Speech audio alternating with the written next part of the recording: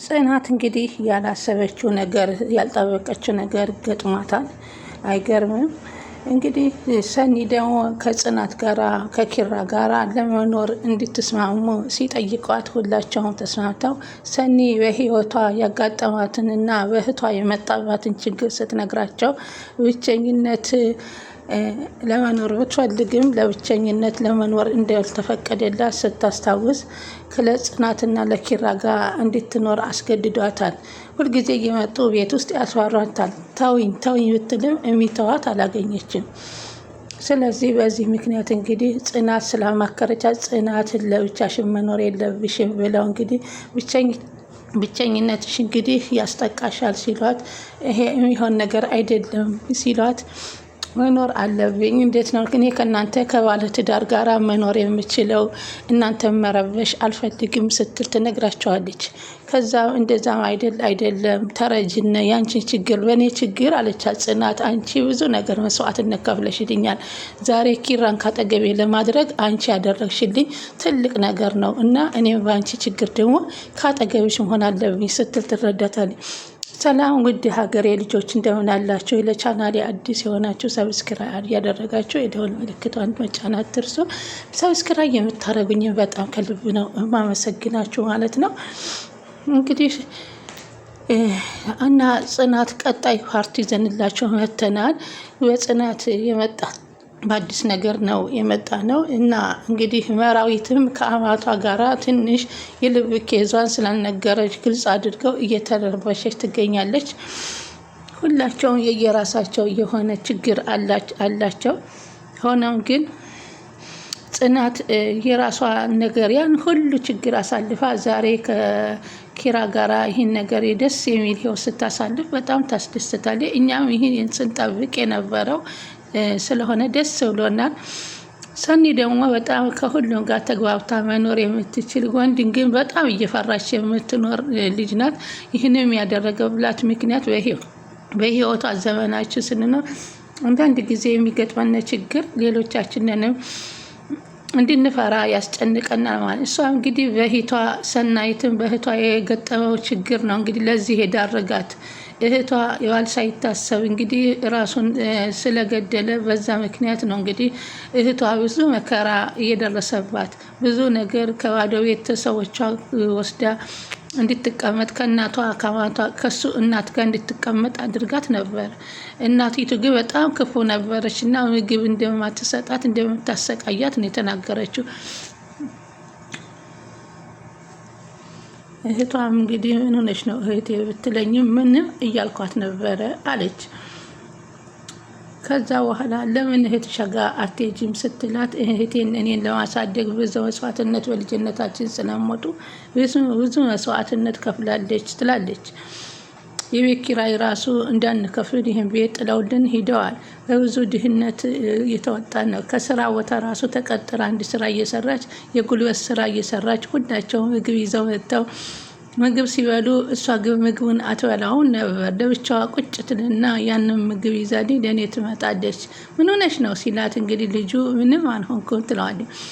ለምን ምግብ አበይም ሲላት እንግዲህ አይ አላስፈለገኝም ትለዋለች። ከዛም የተዋወቁበት መንገድ ይሄ ነበረ። በዚህ ሰዓት እንግዲህ 50 ብር አወጣና እንቺ በዚህ ብሎ ለእህቴ መስላ መብሊያ ብሎ ሰጣት። ያንን 50 ብር ይዛ መጥታ እንግዲህ ሳትበላ እኔን ለማስደሰት ብላ የሆነ ነገር አድርጋ ለእኔ ይዛ ትመጣለች። ይችን እህቴን ታዲያ በእኔ ብላ ብዙ መስዋዕትነት የከፈለችልኝ እህቴን እንዴት ብዬ ነው ባሏ ጋር ሂጄ ህይወቷን ለበላሽባት የምችለው? ስለዚህ ሁሉን ነገር ችዬ አለፍኩኝ።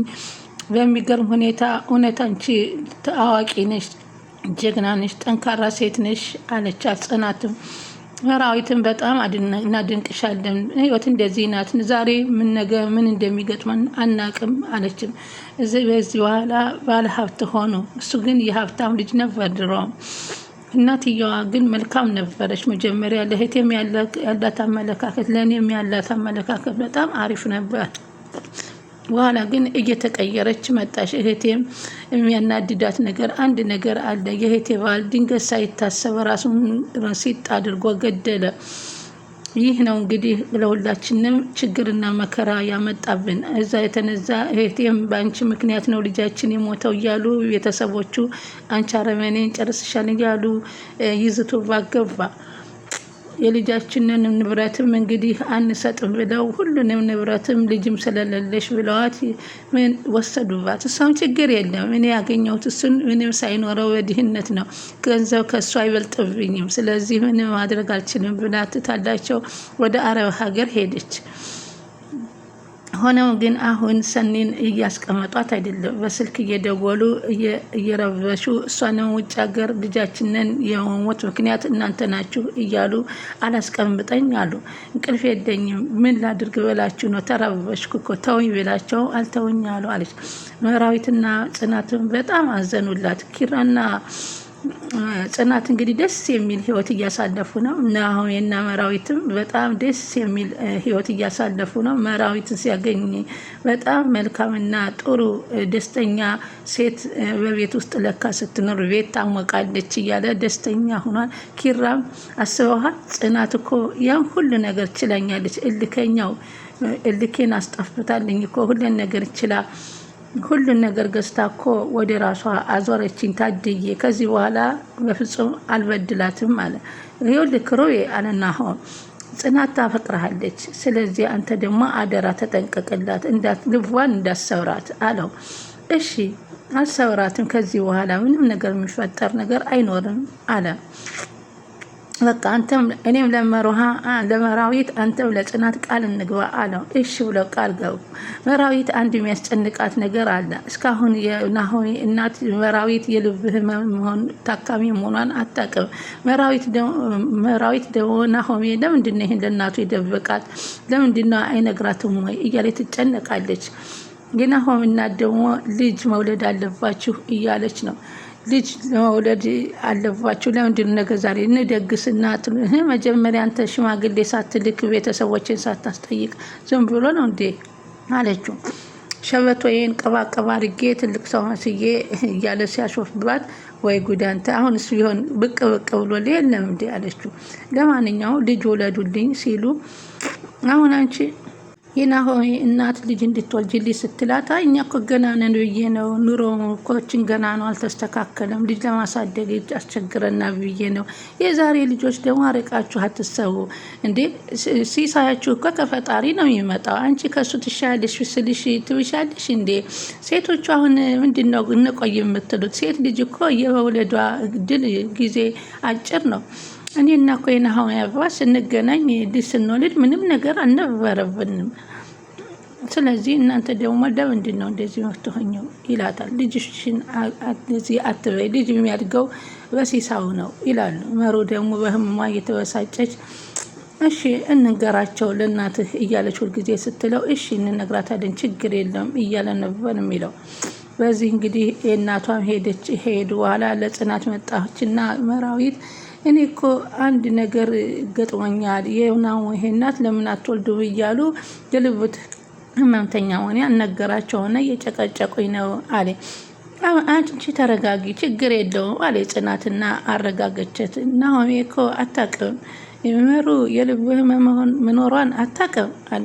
ማዘር ደግሞ የገባት ነው፣ ቢገባትም ቀስ በቀስ አስረዳታለሁ፣ አትጨነቂ እኔ ቸኩያለሁኝ አለች።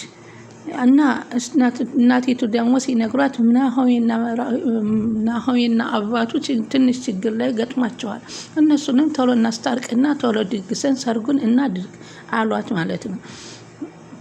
እና አሁን እናቴን ላስተዋውቅህ ነው አለችው። እሺ ችግር የለም ታስተዋውቅኛለች፣ ደስ ይለኛል እያለ ነው እንግዲህ እሷም ዘመዶቿ ጋር ለማስተዋወቅ ቸኮላለኝ ማለት ነው። በጣም አመሰግነዋለሁ፣ ምክንያቱንም እንግዲህ ከዚህ ደረጃ ያደረሰ በኪራዬ ምክንያት ነው እያለች ነው ጽናትም። በስከ መጨረሻም እንግዲህ ኪራና ጽናት ደስ የሚል ህይወት አድጓል። ሰናይትም አይዞሽ ከእንግዲህ እኛ ጋር እንድትኖር እንፈልጋለን ሲሉ ተስማምተው ከእሷ ጋር እንድትኖር አደረጉ። ኪራና ጽናት ደግሞ ፍቅራቸው በጣም እንደፈለገ ምን ላድርግልሽ፣ እንደውም ምግብ ሳልሰራ መጣ ብትይ አልፈልግም፣ አብረን እንሰራዋለን፣ ምግቡን አይደለም የምፈልገው አንቺን ነው የምፈልገው እኔ በአሁኑ ሰዓት ደስተኛ ነኝ እያለ ነው። ሀና ደግሞ ወደ ውጭ ሀገር ለመሄድ ስለመጣች እንግዲህ ባሏን ተከትላ ቤት እቃዋን ለአዲስ ፍቅረኛ ጎጆ ወጪ ሰጥታቸዋለች። ስለዚህ ይህንን በጣም ለእኛ ፍቅር መገናኘት ለክሮዌና ለእኔ አንቺ ትልቅ መስዋዕትነት ከፍለሻል ሀናጌ ሲሉ እንግዲህ ሰርፕራይስ አድርገን ዝግጅት አዘገጃጅተን እንግዲህ ሰርፕራይስ እናርጋትና እንሸኛት ስትል ጽናት ሀሳቡን ታመጣለች። ሁላቸው እሺ ብለው ይስማማሉ። በዚህ እንግዲህ ፍቅራቸውን ወደፊት ውጭ ሀገር ሆነሽ እንድትደውይልን በፍቅርና በደስታ ለሰርጋችን እንድትመጪ እያሏት ነበረ። ፊልም እያዩ ነበር እና አጋጤ ሰኔ እንደዚህ አይነት ፊልም እንዴት ታያላችሁ? እኔ ተቀምጬ እኔ እኮ የህይወት አጋር የለኝም አሏት። በቃ እንሺ ከጊዜ በኋላ የህይወት ታሪክ የህይወት አጋር መያዝ አለብሽ እና እንደኛ መሆን አለብሽ። ሁላችንም አንድ መሆን አለብን። የእህትሽ ችግር ገጠማትና የአንቺ ችግር ገጠመሽ ማለት አይደለም። ስለዚህ ይሄን ነገር አሰቢበት እና የትዳር አጋር ፈልጊ እያሉ እየመከሯት ይገኛሉ። እሷም እየተጨናነቀች ትገኛለች እና ብቻ በጣም ደስ የሚሉ ነበረ። እንግዲህ ሰላሙን ሁላቸውን የሚያወርድላቸውና ናሆሚና መራዊትን አግብተው ይውለዱ። ጽናትና ክሩቤም እንግዲህ ይውለዱ ነው የምንመኝላቸው። ደስታ ነው። ሁላችሁስ እንዴት አያችሁት? ያሁኑን በተለይ ጽናትና ክሩቤ ተመልሰው እንደዚህ ፍቅር በፍቅር ሆነው ስናያቸው በጣም ነው የተደሰት ነው እና እንግዲህ ደስታቸውን ያቆይላቸው ከማለት ውጭ ምንም አንልም። መራዊትና ናሆሜን በጣም ፍቅራቸው እየጠና ነው። እንግዲህ የልጁን ችግር ነው ተረዳድተው እናቲቱ ጋር ተነጋግረው ያስተካክሉታል ብለን እናስባለን። እንግዲህ ውድ ተመልካቾች ተከታተሉ ስለነበረ ከልብ አመሰግናለሁኝ። ቀጣውን ደግሞ ይዘንላችሁ እንመጣለን። ላይክ ሸር እያደረጋችሁ አበረታቱኝ። ሰብስክራይብ ለምታደርጉኝ ሁሉ ከልብ ነው እማመሰግናችሁ። የዛሬውን ቪዲዮ እንግዲህ በዚህ ተሰናብቻችኋለሁኝ ማለት ነው። ውድ ሀገሬ ልጆች ሰብስክራይብ ላይክ አርጉ አበረታቱኝ ማለት ነው።